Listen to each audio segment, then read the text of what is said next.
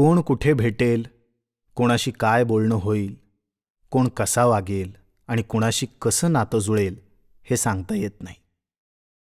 आयुष्यभर ओळखीची वाटणारी माणसं नमस्ते, हॅलो, गुड मॉर्निंग, गुड नाईटच्या पलीकडे जात नाहीत आणि क्षणभरापूर्वी भेटलेली माणसं आयुष्यभरासाठीचं नातं जोडून जातात. कोण असतात ही माणसं? का जुळतं त्यांच्याशी नातं? सादर आहे गोतावळा.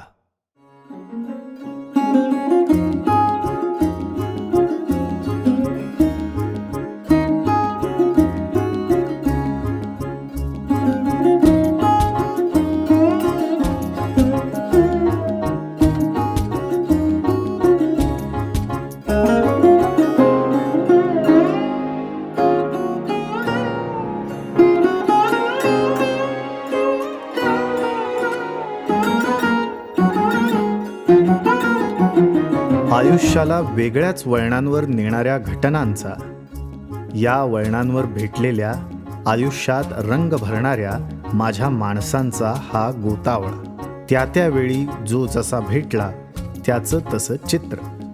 गोतावळा. लेखन शरद देशपांडे. वाचन ओम भुतकर. निर्मिती सेतू पॉडकास्ट.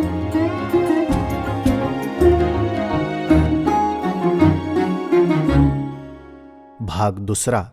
2 अनोळखी. नमस्कार. नमस्कार.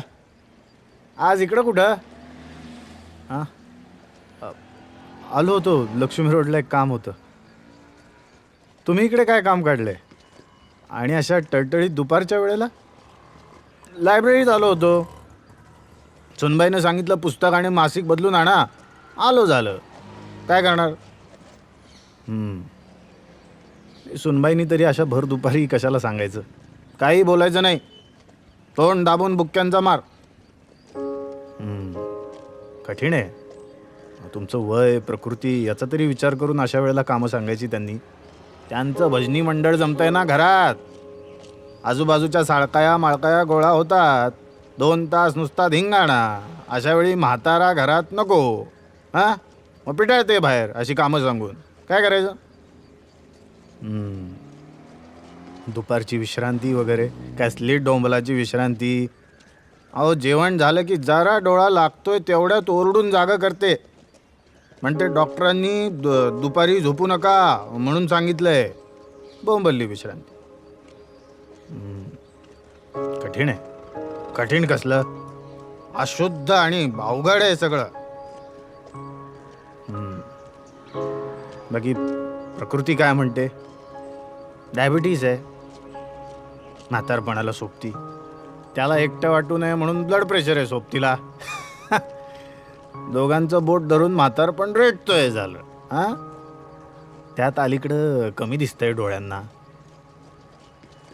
रस्त्यात काही त्रास झाला तर खिशात नवऱ्याचं व्हिजिटिंग कार्ड ठेवलं ना तिनं. हे काय, रस्त्यात कुठे चक्कर येऊन पडला म्हातारा तर कार्ड पाहून कुणीतरी घरी फोन करून कळवेलच नाही का? तशी धोरणी आहे ती. मुलगा काहीच बोलत नाही. तो ऑफिसातून येतो तेव्हा मी घरात असलंच पाहिजे असा हुकूम आहे ना बाईसाहेबांचा. दुपारी ती मला पिटाळते हे त्याला कुठं माहीत असतं? त्याला वाटतं सर्व आलबेल आहे. त्याला कधीच कळत नाही तुम्ही दुपारी बाहेर पडताय ते. कळलं, एकदा कळलं. त्याच्या ऑफिसातल्या एकानं मला अशाच दुपारी पाहिलं. जवळ आला, चौकशी केली. मी आपलं बँकेत काम होतं म्हणून बाहेर पडलोय म्हणून थाप मारली. सुनबाईनी पिटाळलं म्हणून सांगायची हिंमत कुठे आहे आमची? त्यानं मुलाला सांगितलं. मुलगा ऑफिसातून आला आणि त्याची आणि बायकोची जुंपली की झकाझकी, वादावादी, भांडण. 2 दिवस गपसूम घरात. मग काय? मग तिला वाटलं मीच त्याला सांगितलं. मग आमचा गोग्रास टेबलावर मांडून ठेवला जाऊ लागला. मोजकत जेवण, पुन्हा मागायची चोरी, भाषण बंद. नातवामार्फत सूचना देणं सुरू झालं. घरातल्या वडीलधाऱ्यांना वागवायची ही काय पद्धत झाली? तेही कधीतरी म्हातारे होणार आहेतच ना. ते पाहायला हा म्हातारा जिवंत असणार नाही ना. चहा घेणार? चला चला, उभं राहून पायात गोळे आलेत, घेऊया चहा, चला. वेटर, 2 चहा. तुम्ही चहा घेणार की कॉफी? चहाच. ए बाबा, एक बिगर शक्कर चहा.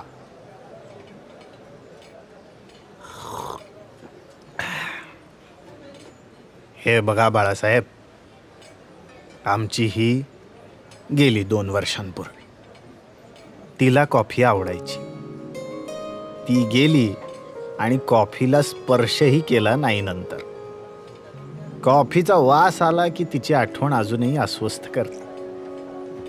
केवळ तिच्या आठवणींवर दिवस ढकलतोय बघा. कशानं गेल्या त्या? हेवी डायबिटीस, त्यात बीपीचा त्रास, त्यात माझी काळजी, सारखी घोकायची. मी तुमच्या आधी गेले तर तुमचं कसं व्हायचं, त्यात तुमची तब्येत अशी, माझ्या माघारी कोण काळजी घेणार तुमची.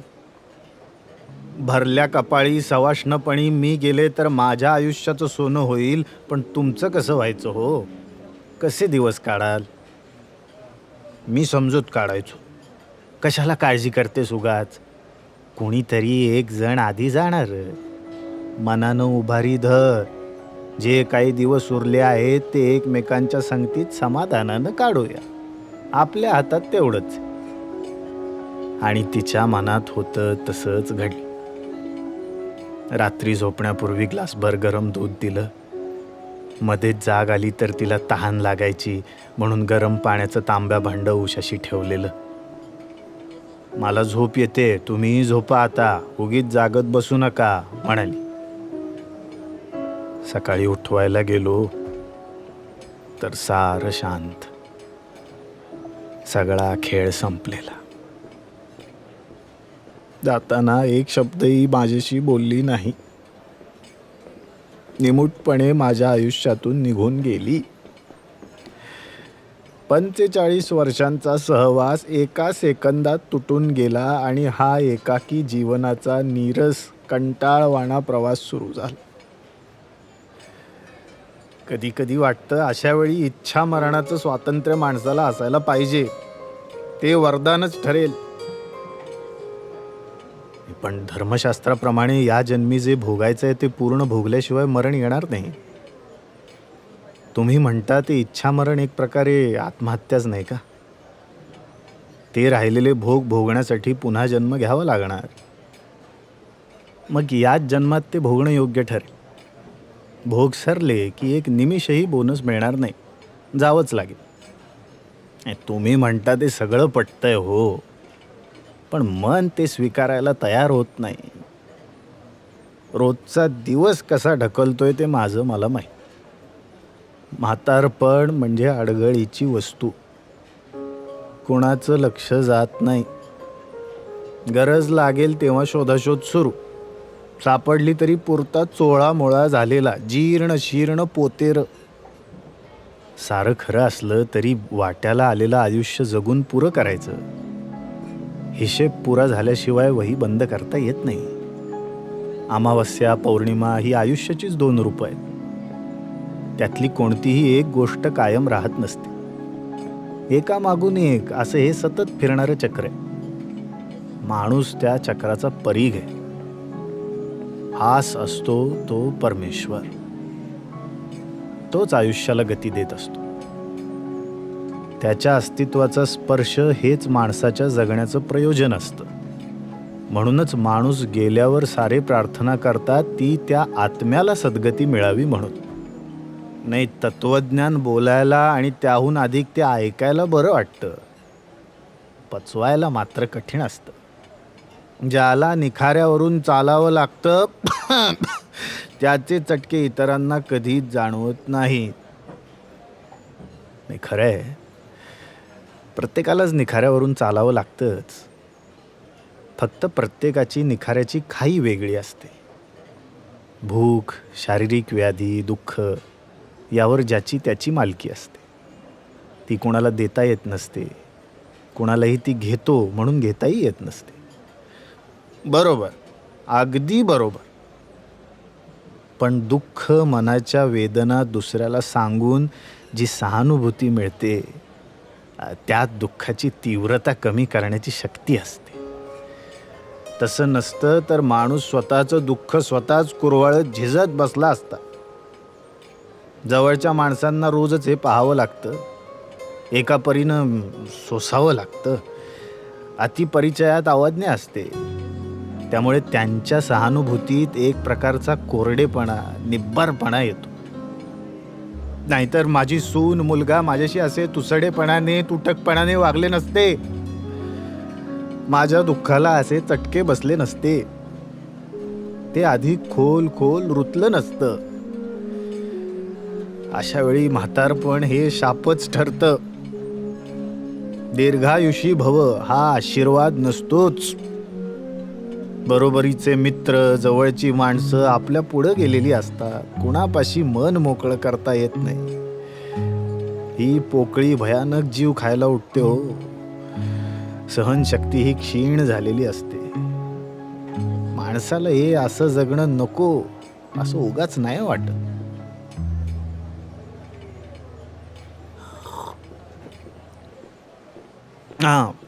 आणखी एक सांगतो.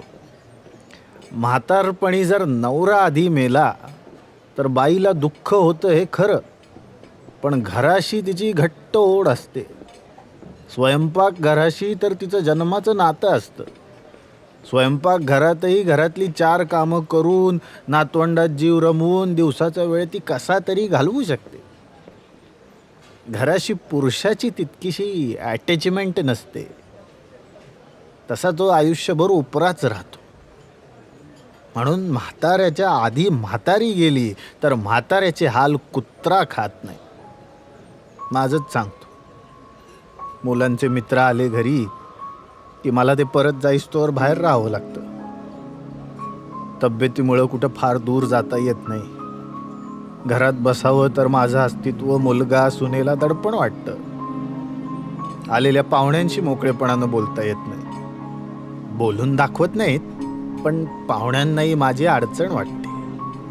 बरं, स्वयंपाकघरात एक दूध, भाज्या आणून टाकण्यापलीकडं मला काही मदत करता येत नाही. आपणहून काही करावं तर पुरुषाची नुसती लुडबुड म्हणून संभावना होते. अशा कामाची सवय नसल्यानं मी करेन ते काम सुनेला रुचेलच असंही नाही. तिच्या चेहऱ्यावरची नाराजी कळते मला. म्हणून म्हणतो, म्हातारपणी नवरा गेला तर त्याची म्हातारी बायको संसारात विरघळून जाते. बायको आधी गेली तर मात्र नवऱ्याचं जगणं व्यर्थ जीणं ठरतं. मग त्यानं मृत्यूची आराधना करायची नाही तर काय करायचं?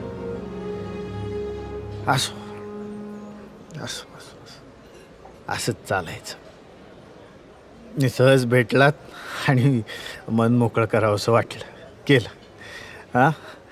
तेवढंच मनाला हलकं हलकं वाटलं. हो, बराच वेळ झाला. सुनबाई वाट पाहत असतील, काळजी करत असतील. काळजी छे हो. हे काय, खिशात व्हिजिटिंग कार्ड आहे ना मुलाचं? नातू मात्र शाळेत वाट पाहत असेल. शाळा सुटायची वेळ होत आली. मला गेलं पाहिजे. अच्छा, तुमचा बराच वेळ घेतला. तुम्हाला मी माझं हे रडगाणं ऐकून त्रास दिला, माफ करा या म्हाताऱ्याला. छे हो, त्रास कसला? तुम्हाला मन मोकळं करायला मिळालं ना, झालं. तर एक रिक्वेस्ट करतो बाळासाहेब. आमचा सुरेश भेटला तर त्याला यातलं काही बोलू नका. चला, मी निघू. कोण सुरेश? माझी त्याची ना ओळख ना पाळख. मी त्याला कधी सांगणार? आणि या आजोबांची सुद्धा ही पहिलीच ओळख, पहिलीच भेट. पुन्हा भेट होईलच याचीही शक्यता नाही. मला त्यांनी हे एवढं का सांगितलं असावं? माझी त्यांची साधी ओळखही नाही हे त्यांच्या लक्षातही आलं नसावं.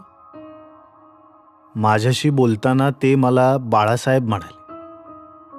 म्हणजे बाळासाहेब म्हणून कोणी त्यांच्या ओळखीचे असावेत. खूप दिवसांनी ते अचानक भेटले असावे. त्यामुळे त्यांनी पटकन ओळखलं नसावं. त्यांना दिसत नाही असंही ते म्हणाले होते. कदाचित माझ्यात आणि त्या बाळासाहेबांच्या चेहरेपट्टीत त्यांना काहीतरी साम्य दिसलं असावं. माझ्या त्यांच्या आवाजातही कुठेतरी सारखेपणा जाणवला असावा. असं आपल्यालाही कधीतरी भासत असतं का म्हातारपणातही स्मृती माणसाला असा चकवा देत असेल. काही असलं तरी या अनोळखी आजोबांनी मला अंतर्मुख केलं हे खरं. मी हवेत बाण मारित होतो ते मलाच लागले होते जिवारी कुठेतरी. जसे हे आजोबा तसे आणखीन एक आजोबा. माझी त्यांची ओळख होणं हा माझ्या आयुष्यातला फार मोठा योगायोग होता. त्या ओळखीनं परिचय, मैत्री, स्नेह, जिव्हाळा अशा अनेक रूपात स्थित्यंतरं घडवली. त्यांची मैत्री होणं आणि प्राणपणानं टिकवणं हा माझा ध्यास झाला. कोट्यावधी माणसातून 2 माणसांची ओळख होणं ही सुद्धा लग्नासारखी स्वर्गात बांधलेली गाठ असते.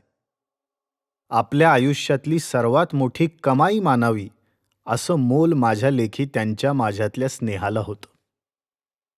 वार नक्की आठवत नाही, पण ती तारीख चांगली लक्षात आहे. आज 2 तप झाली त्या भेटीला. 24 सप्टेंबर 1982. माझ्या सवयीप्रमाणे स्नानसंध्या पूजा अर्चा उरकून तळ्यातल्या सारसबागेतल्या श्री सिद्धिविनायकाचं दर्शन घेऊन आपल्या दैनंदिन नित्यकर्माला सुरुवात करायची हा माझा मी पुण्यात स्थायिक झाल्यापासूनचा परिपाठ. काही कामानिमित्त पुण्याबाहेर असेन तेव्हाच काय ते खंड पडेल तेवढाच. त्यांच्यासारख्या ज्येष्ठ आणि श्रद्धाळू माणसाची ओळख होण्याचा योग माझ्या ललाटी नियतीने लिहिला होता ना. 24 सप्टेंबर 1982. नित्याप्रमाणे गणपतीचं दर्शन, प्रदक्षिणा, अथर्वशीर्षाचे पाठ म्हणून तीर्थ अंगारा घेऊन मंदिर मंडपाच्या बाहेर पडणार तेवढ्यात प्रवेशद्वाराच्या एका कोपऱ्यातून एक जाणती हाक आली. 1 मिनिट, प्रसाद घ्या. मी त्यांच्या जवळ गेलो. लुभावणारं दर्शन. निळ्या रंगाचा सफारी घातलेले, गोरापान वर्ण, काहीसे पांढरे झालेले पण व्यवस्थित विंचरलेले केस, काळेभोर मोठे डोळे, उजव्या हाताच्या अनामिकेत पुष्कराज, करांगुलीत चांदीत मढवलेली मोत्याची अंगठी, व्यायाम करून कमावलेली पण वयोमानाप्रमाणे काहीशी स्थूल झालेली जाडजूड शरीरयष्टी, कुणालाही सहज जिंकणारं असं एकूण व्यक्तिमत्व. क्षणार्धात ही काहीतरी खास वेगळी चीज आहे असं वाटून गेलं. हातात सणसणीत पेढ्यांचा बॉक्स, एका बाजूला अशाच बॉक्सेस भरलेली पिशवी. माणूस रईसही वाटला आणि सढळ हाताचा दिलदारही. 60चा असावा. गळ्याखालची कातडी काहीशी सुरकुतलेली दिसली. सफारीच्या वरच्या डाव्या खिशातून चष्म्याची काडी बाहेर आली. चष्मा ठेवायची त्यांची स्टाईल असावी. हा घ्या प्रसाद म्हणत माझ्या हातावर 2 मोठे केशरी पेढे ठेवले. नमस्कार करून गणपतीकडे हात जोडून डोक्याकडे हात नेत मी एक पेढा तोंडात टाकीत कुतूहलानं विचारलं, काही विशेष? काही नाही. अमिताभ बरा होऊन दवाखान्यातून आज घरी परत आला त्या आनंदाप्रित्यर्थ. मी चाटच पडलो. साऱ्या तरुण पिढीचा लाडका हिरो. तरुण पिढीने आपली स्वप्ने ज्याच्यात पाहून आपल्या यौवनाचे सार्थक मानले अशा कोट्यावधी तरुणांच्या मनावर राज्य करणारा सळसळता अभिनय प्रवाह. नवरा मिळावा तर असा निर्भय, अन्यायाविरुद्ध जीवाची बाजी लावून लढणारा, तडफदार, प्रणयात गुरफटून जाणारा असावा अशी इच्छा बाळगणाऱ्या युवतींचा आदर्श पुरुष. अमिताभच्या जीवघेण्या आजारातून तो सुखरूप बाहेर पडावा म्हणून त्या पिढीनं देवापुढे प्रार्थना, नवस, सायास, साकडं, उपास तापास करणं एक वेळ समजण्यासारखं होतं. पण इथं 60तला एक म्हातारा, छे एक वृद्ध युवा अमिताभ बरा होऊन घरी परतला म्हणून चक्क पेढे वाटत होता. सारच थक्क करणारं होतं. माझ्या कुतूहलाला अनेक लोंब्या फुटल्या. मी त्यांच्याशी बोलावं म्हणून थांबलो. गणपतीला तुम्ही बच्चनसाठी काही साकडं घातलं होतं? हो. अमिताभ चांगला बरा होऊ दे, मी 5 किलो पेढे वाटीन असं सिद्धिविनायकाला नवस बोललो होतो. तुम्हाला तो इतका आवडतो? हो.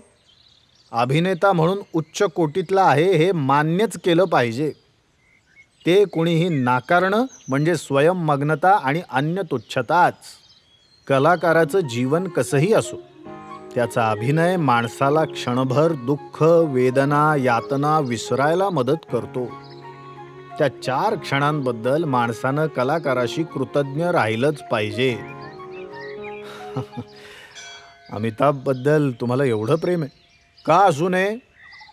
मला त्याच्यातल्या कलाकारापेक्षा जास्त प्रेम आहे ते एक कविपुत्र म्हणून. एका कवीच्या अंतर्विचारांचे त्याच्यावर जे संस्कार कळत नकळत झाले, ती त्याच्या कलेमागची प्रेरणा आहे असं मला सतत वाटत आलं आहे. त्याची संस्काराची जाण या अभिनेत्यापाशी आहे, म्हणूनच तो मोठा कलाकार आहे. तुम्ही त्याचे सारे चित्रपट पाहिलेत? सर्वच नाही. सामर्थ्यशाली कथा लाभली तर हा अभिनेता आपल्या वाटेला आलेल्या भूमिकेला उत्तम न्याय देतो हे पाहिलं आहे. त्या भूमिका मला अधिक भावल्या आहेत. उदाहरणार्थ,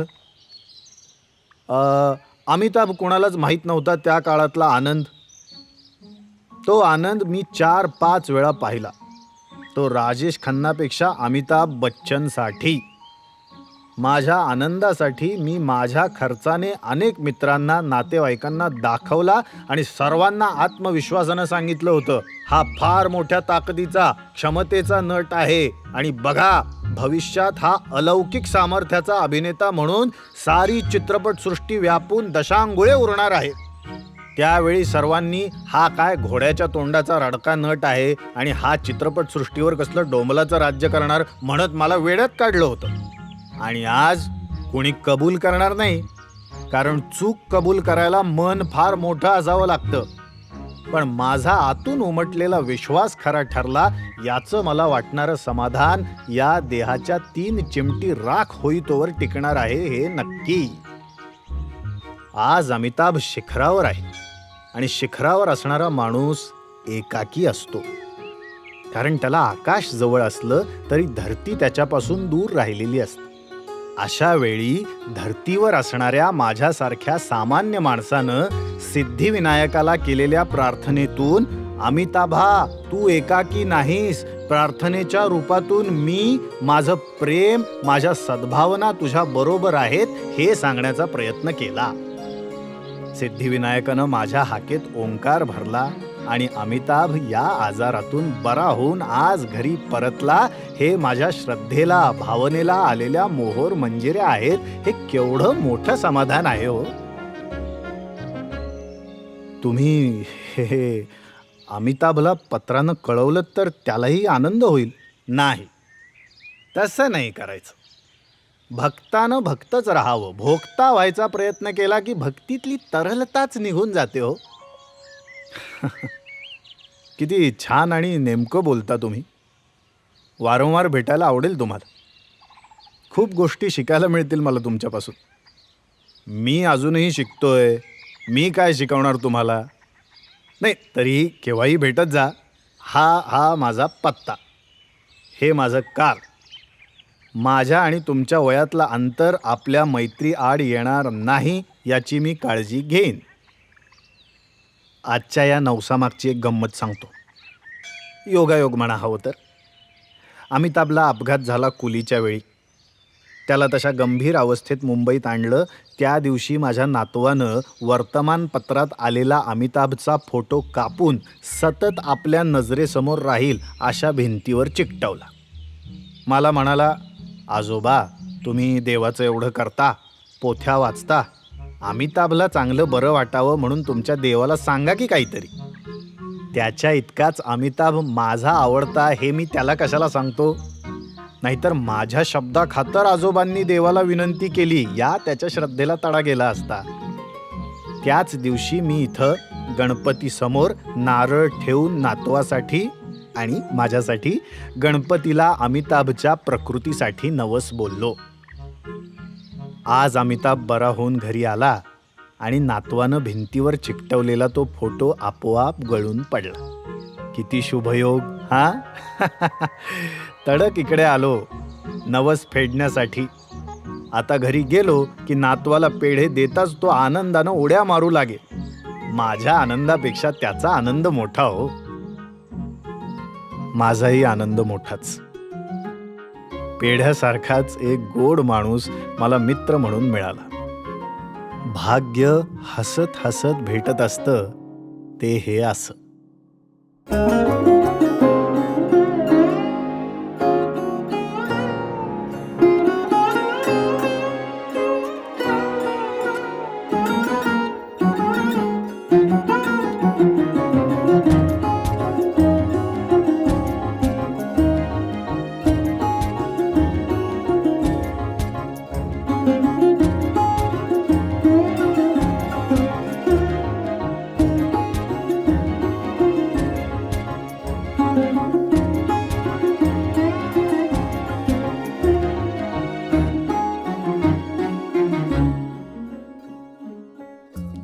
मराठी जाहिरात विश्वामध्ये अतिशय सुंदर जाहिरातींचं लेखन आणि निर्मितीचं श्रेय ज्यांना जातं त्या शरद देशपांडे यांच्या लेखणीतून जिवंत झालेला हा गोतावळा.